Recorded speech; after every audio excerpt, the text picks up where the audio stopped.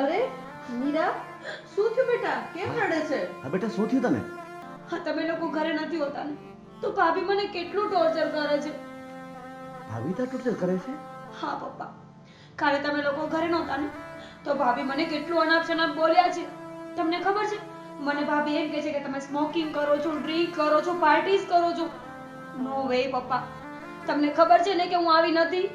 પણ બેટા, ભાભી તાર તને આવું કેમ કહે? એ એવી નથી બેટા. પપ્પા, એમને મારાથી જેલસી થાય છે.